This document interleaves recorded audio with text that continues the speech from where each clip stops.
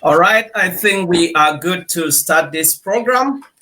Okay. Ladies and gentlemen, welcome to another episode of the interview.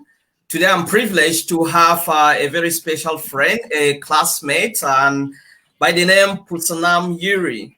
Pussonam Yiri is a vision development advisor. He's a speaker, he's a trainer, he's an author of several books and articles. We'll be talking about that in a moment.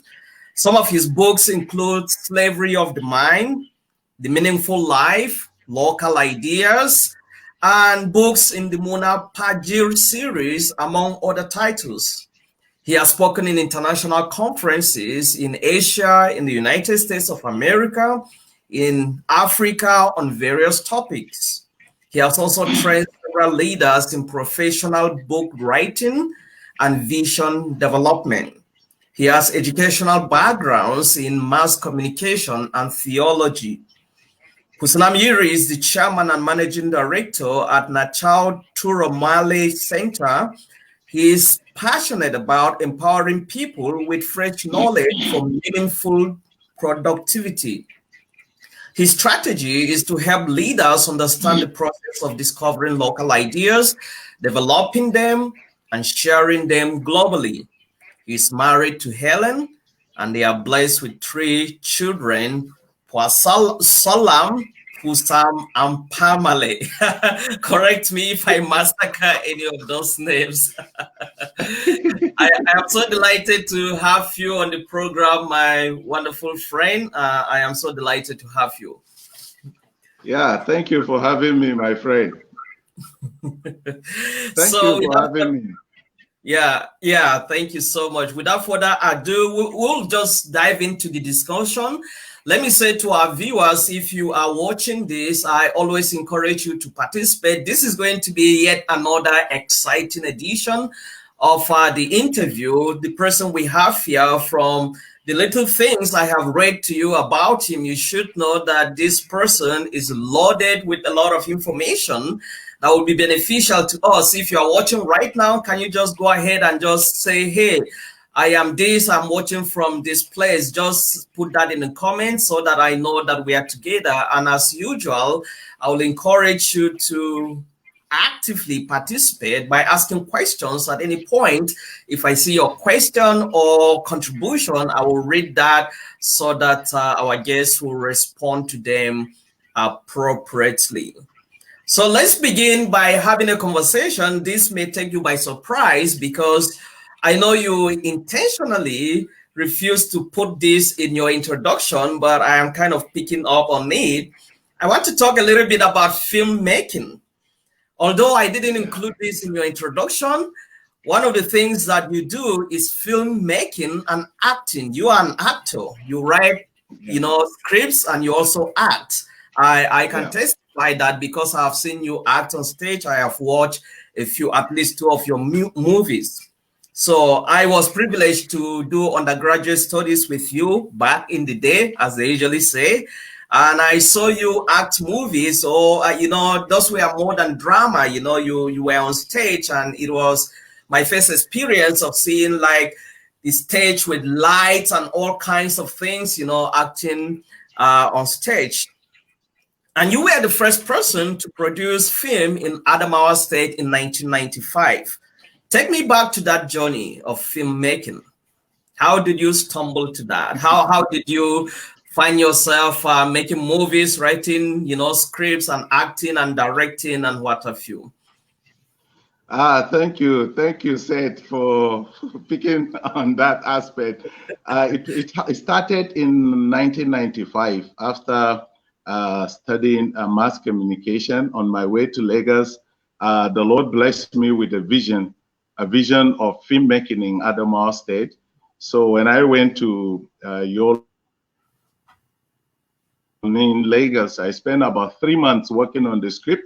After that, I went to Adamawa State. On the 28th of October 1995, I shared the vision officially. Just imagine 1995, no social media, no digital cameras, no intentional mentors. And the Lord helped me. I was able to produce the first film in Adamawa State titled Good for Evil. You know, after the release of that film, we give God the glory because it was successful. So we produced another one after that titled Born Bad. Awesome. I watched both movies and I can testify that they are great movies. And especially if you look at the context, you know, going back to 1995, just as you said, there weren't, you know, sophisticated technology, so to speak. Yeah. But you were able to do that, at least in Nigeria. And there weren't social media, but you were able to do that. So was there any influence? Did you have any person, was there any influence on filmmaking or anything like that? Honestly, apart from my background in mass communication, before the production, I didn't have experience. I didn't have exposure. I only have faith and that the ability to move on, to break. It was like building the largest ship in the world in a desert. All right, where there was no river, there was no ocean, but God gave me that vision of making a film in a place where many people didn't believe that it would be possible. I was rejected. I was abused. Many people laugh at me. Many people practically discouraged me. But the Lord was there helping me. I can say that, and by that time, I told you earlier that I didn't have intentional mentors. So the influence from experts in film production was not there. It was more like a trial and error thing. And I think I handle it more as an entrepreneur. Yeah. And we are grateful to God for the success of the two films. I am so happy now. If you go to Adamawa, there are many film producers right now in Adamawa State. So it's really a privilege. And I give God the glory for using me as part of the groundbreaking process of that. Wow. So can people still have access to your movies? I know they're a little bit dated, you know, are they still in the market? Are they in the internet anywhere? Can anyone watch Born Bad or Bad for Evil? Well, let me even surprise you. I'm coming back to film production by the grace of God. Yes, I am going to convert. I'm going to convert all my novels to film scripts. All right. Wow. So maybe starting from next year, you will see a kind of new, you know, more like a comeback, you know. So when we shot the film in 1995, we used VHS, VHS cassette, you know. So we didn't have access to digital digital technology. So we used VHS cassette. Recently, we converted the VHS to digital. So it's not available on YouTube or but we hope to make it available. The two films, you know, Good for Evil and Born Bad. We digitalized all of them recently. That's awesome. That's awesome. I can't wait to watch them, to rewatch them. I watch both movies, but I can't wait to have and you will see me in acting. You know, many people will never believe when they see me. They know me as Pussonam Yiri now, the evangelist, the author, the preacher. But they will be surprised when they see me acting as a hard guy. I know. I still remember vividly the part you acted. You know, you are a gentleman. You are, you know, very calm. You have this calm personality, but you are totally a different person on stage. I don't know why you love acting bad parts, but you know, which is like an irony. So I mean, I really concur with what you are saying. I've seen you in action before, and I will be like, "Is this the Pussonam Yiri that I know?" I assure you, many people will not believe it. In the first film, I acted as a good guy, as an orphan, you know. Yeah. And but in the second one, Born Bad, my God, recently I watched the film. I was also surprised, you know. I was surprised to see myself acting that serious part. And I'm very sure many people may not believe it. They may not believe the compassion, you know. They may think I'm not even the one. But even now I can act. You know, recently a ministry featured me. They produced a film, and I acted as a pastor about 3 or 4 years ago. Wow. Wow. Yeah. That's awesome. And that takes us to the issue, to the question of innovation. You can rightly be described as a man who thinks outside the box. I met you about 19 years ago, and I immediately knew that about you when we are doing our undergrad, that you are someone that thinks outside the box. How did this innovative spirit, so to speak, come about? How did you start becoming innovative to be able, to produce film in an age that nobody thought that was possible? Talk to me a little bit about that, and connect that with this whole concept of innovation. Somebody said something, and I would like to share it. An author shared this, and I would like to share it here. You see, if you take 0, if you take 1, all right, and put a 0 before 1, you are still going to have 1. If you put another 0, you will have 1. If you put another 0, you will have 1. Even if you have 1 billion zeros before 1, you still have 1. All right? But if you take a 0 and you put it after 1, you have what? You have 10. And you put another 0, you have 100. You put another 0, you have 1,000. You see, Christ is that one. We are all zeros. Are you with me? So Jesus is the one. The first, from my own experience, Jesus is the secret. If you want to be innovative, then you start with Jesus Christ. You know, he made me creative. He converted. Let me tell you something about me. When I was a kid, a lady who lived with us called me a dull person. She called me literally. She called me a dull person. I was not able to go to a special school somewhere because I could not read a paragraph. They gave me a book to read. I couldn't read a paragraph. But when I gave my life to Christ in, I think around 1991, in secondary school, the Lord changed me.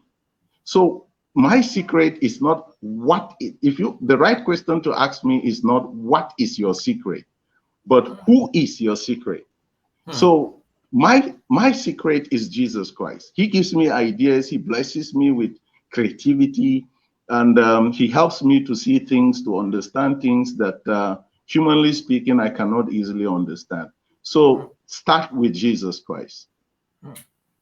Wow. Jesus is the secret for Pussonam Yiri. Thank you so much for that powerful response. How do you think Nigerians are innovative?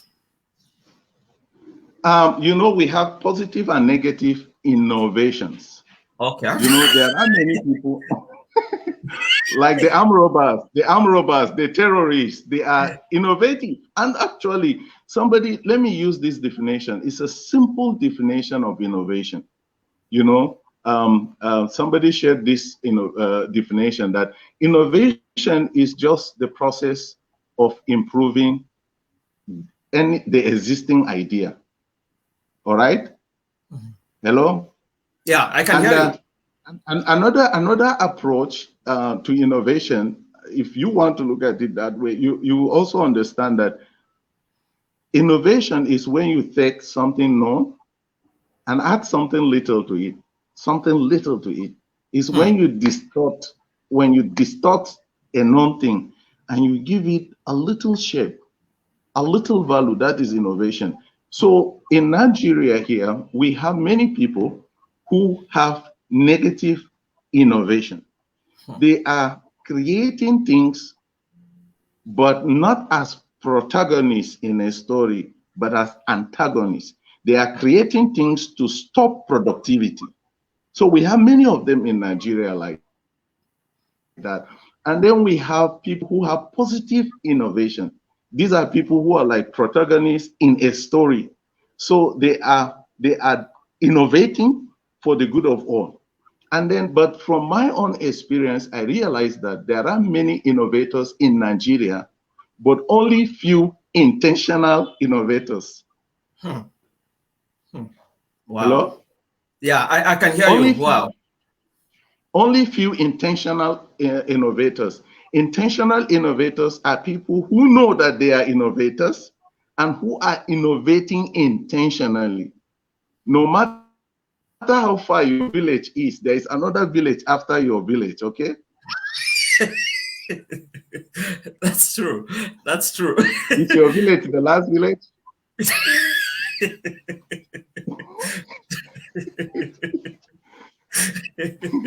So in Nigeria, yes, there are many young people who are creative, who are innovative, but the sad part of it is that many of them are not intentional.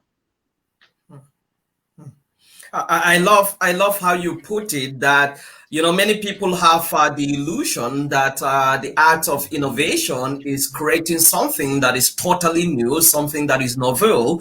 But I like the way you said it, that innovation is actually the art of improving just an aspect in something that is already existing. If people have this idea, usually when you talk about innovation, people tend to think that you have to invent something, or you have to create something that is totally new. But even Facebook was not the face of its kind, and most of the things that we have that we call innovations, they were not the first of their kind. Somebody just looked at something that was existing, that was already in existence, and kind of improved and just put a tweak to that, and it became very innovative. So I like that perspective that you said. Let me say this. The process of innovation, first of all, we have to understand that only God can create out of nothing. All human beings must first of all see before they can create later. Are you with me? Yes, I am. Yes. And let me share with you the thought of another innovator. He said, innovation or creativity is taking two non-things, bring them together, and create one unknown thing. That makes sense. That makes sense. Wow. So, does our educational system help innovation? The educational system, the formal educational system in Nigeria especially, has absolute innovation. They are innovating, but they are innovating in a reproductive way. Let me tell you this. We have reproductive thinkers and we have productive thinkers. Reproductive thinkers, innovators, are people who are innovating in a reproductive way. They are actually not, they are not moving, they are producing things that are helpful, but they are not technically moving us forward. Are you with me? Mm-hmm. They are not technically moving us forward, but the productive innovators, they are people who are creating, who are moving us forward to by creating things that are not really familiar. So our system here, our system of education in Nigeria is reproductive in nature. So they are creating things in reproductive way. We need a system of education that is taking us to new territories. We need a system of education that is leading us to unknown knowledge. Let me give you an example. In my training, I used to tell people that public knowledge is already in the market. Hello? Yeah, I can hear you. I'm here with you. Public knowledge is already in the market. Behind you, there are books there now, all right? Mm-hmm. Whatever, the ideas in the books behind you are domestic knowledge. Are you with me? Yes, sir. Just continue. I can hear you very well. They are domestic knowledge. They are already out there. They are public knowledge. But we have wide knowledge. We have wide knowledge. We need to go out and get them. When I attended in Singapore, I asked a question during one of the conferences. I asked them to tell me which is the tallest mountain in the world. And they said Mount Everest. Hello? Yeah, I can hear you. They said Mount Everest. Then I asked them another question. Is Mount Everest the tallest mountain in the world or the tallest mountain discovered by man?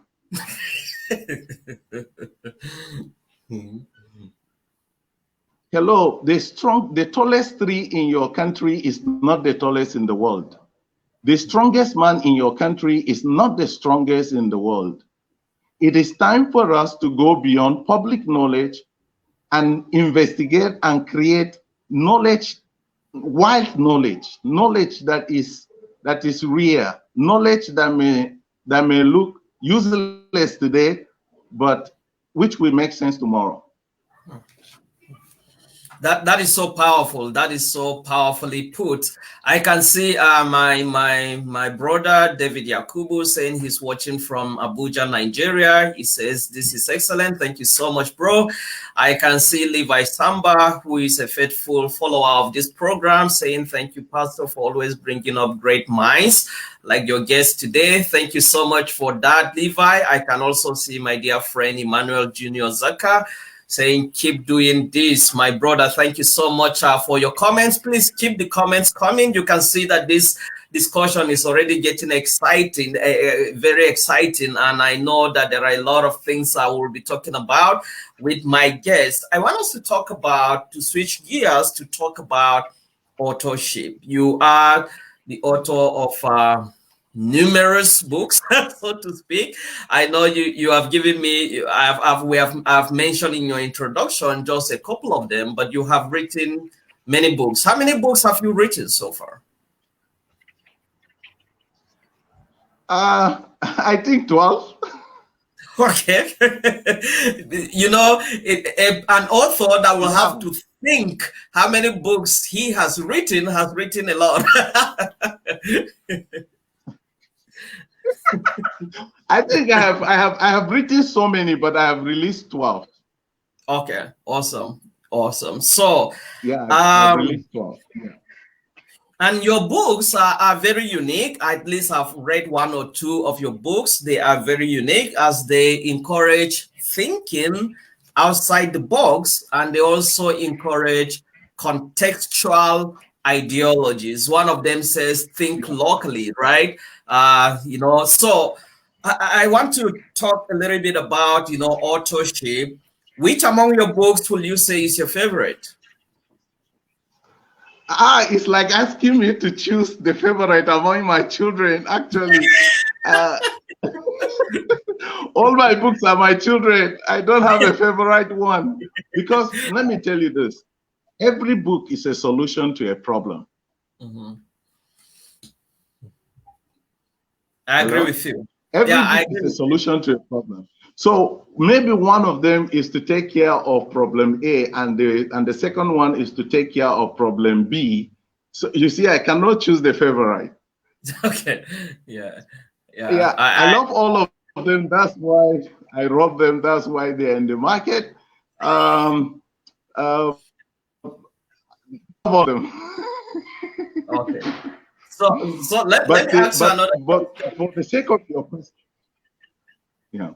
Yeah, go ahead, please. Yeah, for the sake of your own question, I love all of them. I don't have a favorite, but there is one that The Meaningful Life, I spent many years writing that book. It's the type of book that you have to live it first before you write it. So I think it's the anchor, is the book that is more like a platform, okay, that others are building on. That's great. So which of your books will you recommend to people that are not exposed to your books if they want to begin reading your books? Which one will you say read this first? Hey, you are trying to trap me, okay? And okay, for the sake of your question, I will first of all tell them to read all, if possible. But maybe some of them are living, maybe in case there are people living outside the country, I would recommend they start with the Reconciliation series, Slavery of the Mind, Blindness of the Mind, Storms of the Mind, and Injuries of the Mind. They are available on Amazon. Awesome. That's great. That's wonderful. Yeah. So tell me a little bit about, I don't know this this series, the Mona Pagir series. What are they all about? Okay, let me first of all tell you about the Reconciliation series. Then after that, I will talk to you about the Mona Pagir series. Okay. In my years of working, especially with young people, I discovered that there are two problems they are struggling with. The first one is many of them, they need to know what to do in life, but they don't know what to do. Some of them have discovered what to do in life, but they don't know how to do what they want to do. So the Reconciliation series will help them understand what to do and how to do what they want to do. I created a character. His name is Nacho Tromale. I named my company after him. His name is Nacho Tromale. He believes that no one is useless, and if they read the books, they will see him moving from one problem to another, dealing with different characters, helping them to understand that they are not useless. There is hope, no matter what they are going through. And he's also helping them to understand what vision is, what potential is, and how they can discover their visions, and the best ways to go about developing their visions. Mona Pagir series is about children. We have a strategy that we call CYA. You know, let me ask this question. When a fish marries a bird, hello? Yeah, I can hear you. I can hear you. When a fish marries a bird, where are they going to live after the wedding?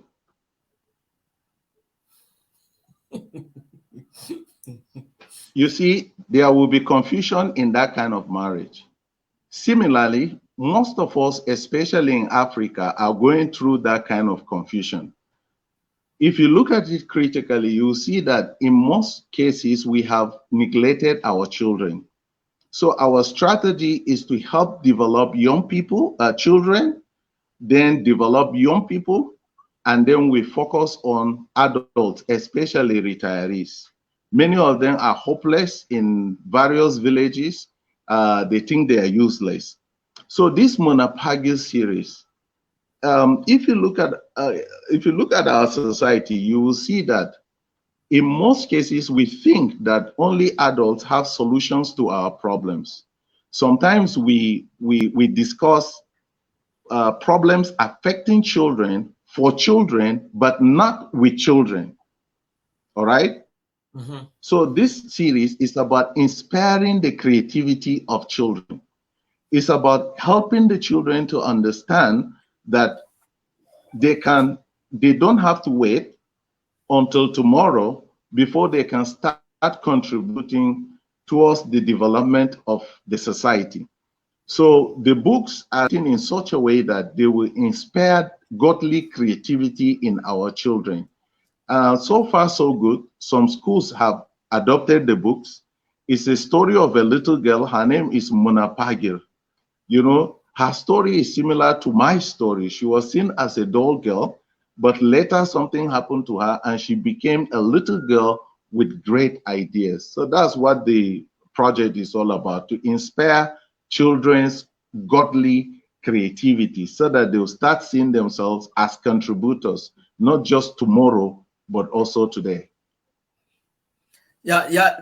Let me pick on that issue of creativity. You know, that is it's closely related to innovation. By the way, let me ask you: is there any difference between creativity and innovation?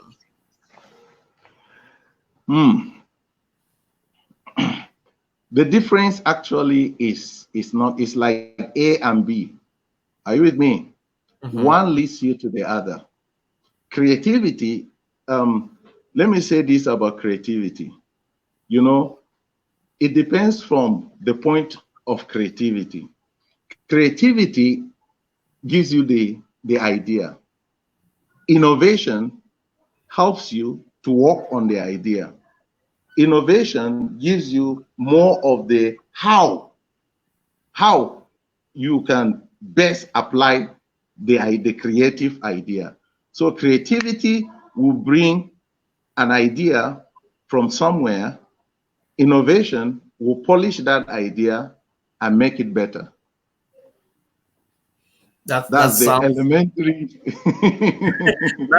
that's powerful. I mean, that's powerful. So let's connect this issue of creativity with entrepreneurship. You are the founder and president of several organizations, and I want us to talk particularly about two of the various organizations that you have founded or you are involved in.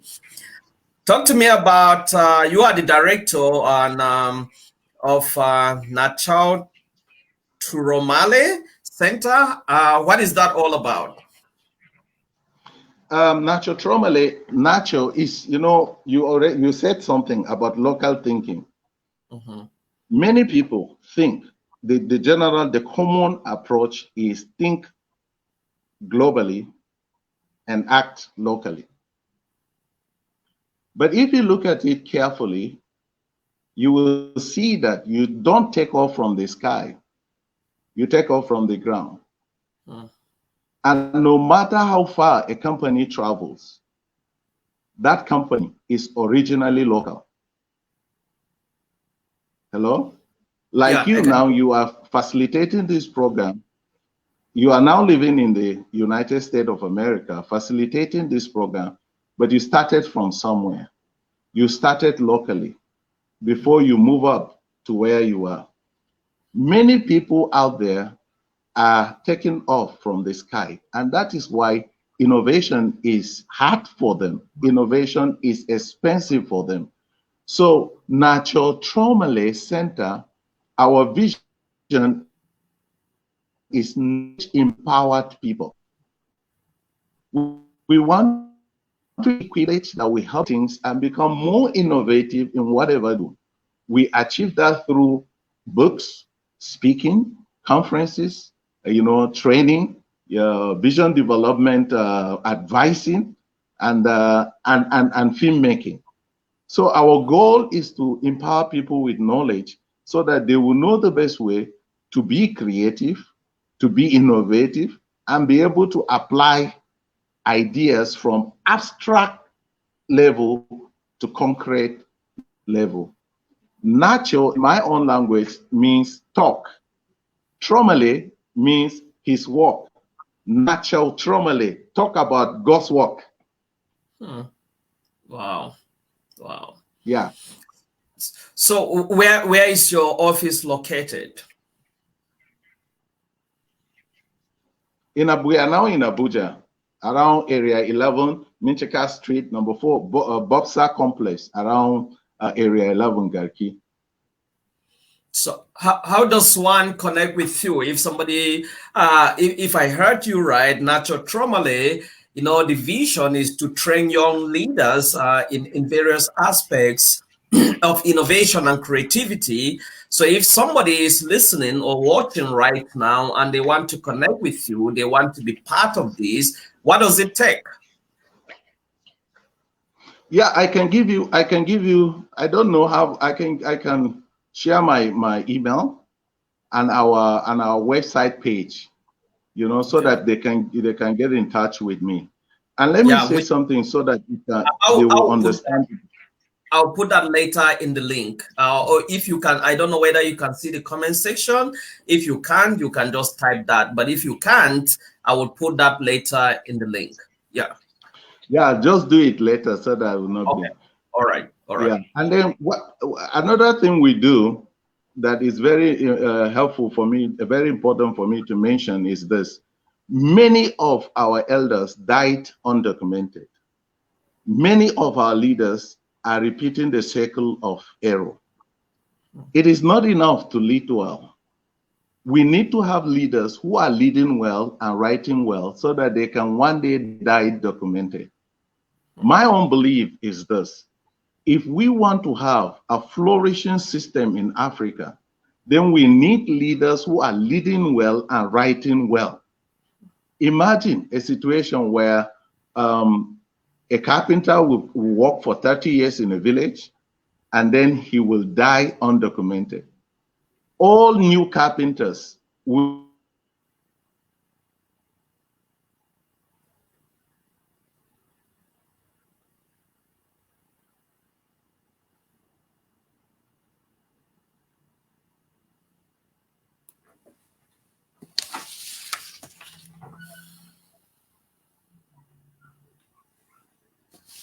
errors. Lack of proper documentation is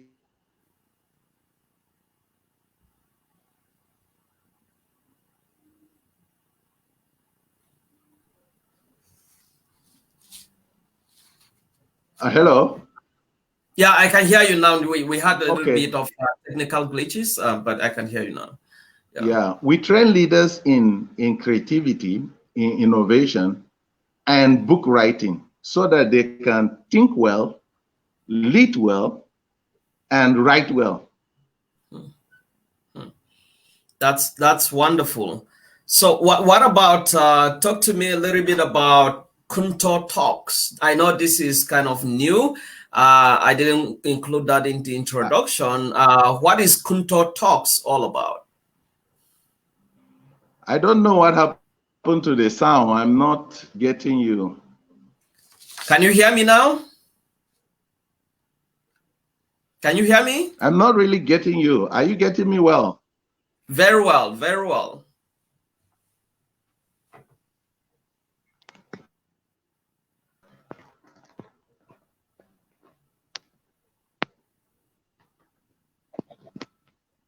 Is your mic on? Are you getting me? Very well. I'm not getting you. The audio is low.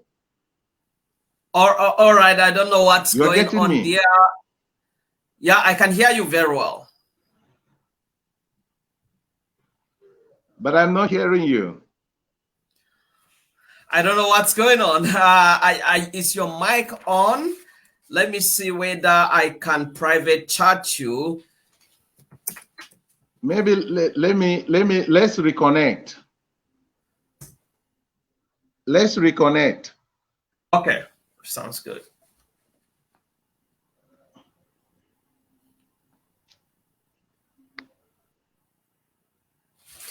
All right. For viewers, I am still with my guest. I am still with Pussonam Yiri, who has been, a wonderful guest. We are talking about a lot of things. I will be adding him to the conversation as soon as he comes back on air. We are having some technical glitches, but it's been an exciting discussion. It's been an innovative, a lot of things. We've been talking about a lot of things about the things that my guest does. He's an author, he's an entrepreneur, he is an innovator, and he does a lot of things. So we will continue with this discussion as soon as he's back. Okay.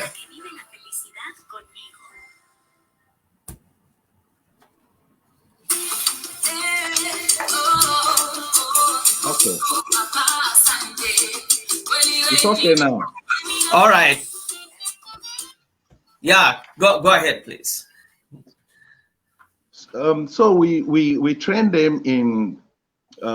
It's important for our leaders to think well and write well, so that they will one day die documented. Because if we don't write our values, future generations will not be able to see the conservation, criticize, and create.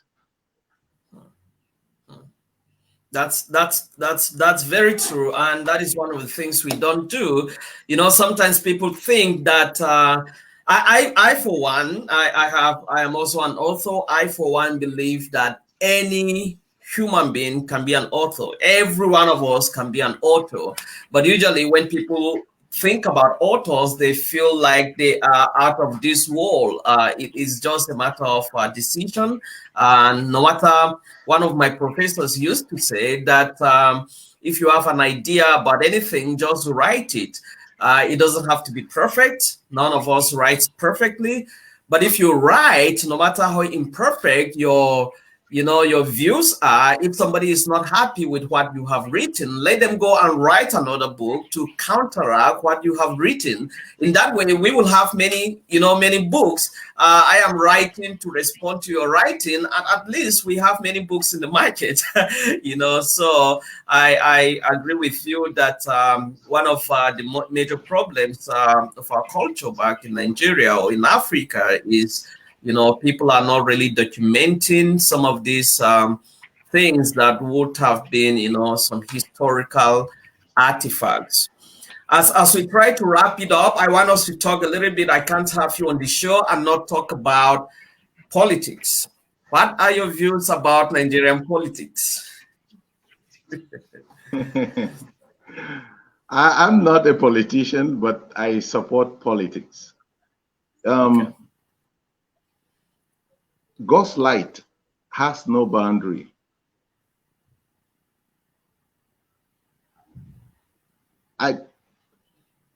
The politics in Nigeria here, nothing is wrong with the system, but so many things are actually not right with the politicians. The system is there, we can make it better, but the people who are using the system, most of them are not doing their jobs properly. And it is because of the way they think. It's because of the way they think. How did water enter into coconut? No door, no window. But if you break a coconut, even though there must be a scientific explanation, but if you break a coconut, you'll see sweet water inside. That is to tell us that nothing is impossible with God. Most of the people who are involved in politics in Nigeria, they don't have the right way of thinking. My brother, let me say this to you. We have two ways of income, creative and non-creative. Our political structure in Nigeria depends on the non-creative system of income. That means whether you think or not, money is available. The crude oil we have in Nigeria does not depend on creative thinking for us to have money tomorrow. Whether you think creatively or not, money will still be available. In such a situation, people will not be valued properly because the government does not need their ideas to move forward. The money is always available. In a non-creative system of leadership, the government depends on the ideas of the citizens to generate companies, to have tax, and to have income. In the creative system, leaders, political leaders, business leaders, religious leaders value people. The death of one person is seen as a huge minus to a nation. Imagine a situation where the founder of Amazon is a Nigerian. Do you know how much you will be paying as tax? Imagine a situation where Bill Gates is a Nigerian. Do you know how much you will be paying as tax? So because we are depending on the non-creative system, most of our politicians don't care about their people. Whether their people flourish or not, they will still have resources to maintain control. So it is important for us to rely more on the creative system. That will help our political system to do better and to have a productive way of managing the people. What is your message to young Nigeria, to young Nigerians, to Nigerian youths? Last year, I think God gave me a mission. He wants me to raise 10,000 young African CEOs in 10 years. People who will be faithful in service and have resources to support their dreams and other things. My message to the Nigerian youth is this: it is time for innovation. This continent we can't have a better continent or a better nation if we continue in the old way. It is time for us to think well. I advise you to think well. Arise and think well. Have the boldness to drive your dreams. Don't be intimidated. Don't be discouraged. Remember what I said in the beginning. In 1995, God sent me to an environment where there was no technology, no sophisticated technology, no supporters, no mentors. But by His grace, I was able to make a film. Think well. Many people will try to discourage you, but don't let them discourage you. Dreams really, really, really do come true. In my own case, 1995, in a small classroom in a primary school somewhere, I started.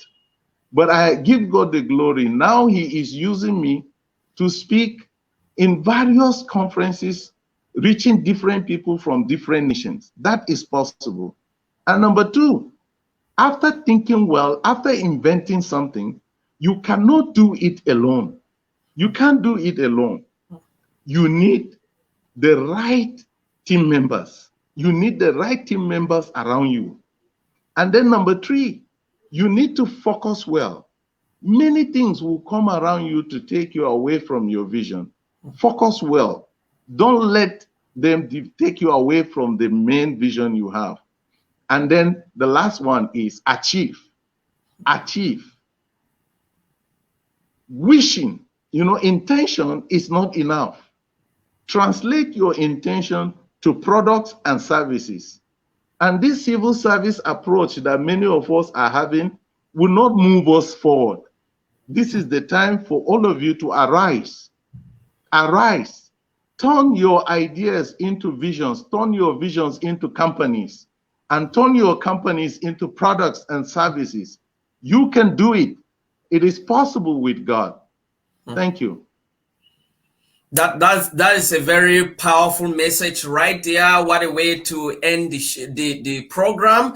I can see Uga Audu. Thank you so much for joining the program. I can see Reverend Umar Bature, my friend. Thank you so much for being part of this program too. Thank you so much, my guest, Mr. Pussonam Yiri, for making time out of your busy schedules to be part of this program. It's been quite innovative. Thank you so much. Please say me hi to your lovely wife and say me hi to your lovely children. I will keep the conversation going backstage, but this was a delight. It was a delight to have you on this program today, and I'm so grateful for your time. For our viewers out there, thank you so much for being part of the interview. Remember, I do this every Saturday and every Sunday at 7 p.m. Nigerian time. So watch out for another interesting episode with another guest of mine. On Saturday, we'll be having another guest on the show or on the program, whatever it is called. And so watch out for that. The time remains the same. And we'll be having another guest also on Sunday. You can do well to share this video on your timeline, share it, and also spread the word out there.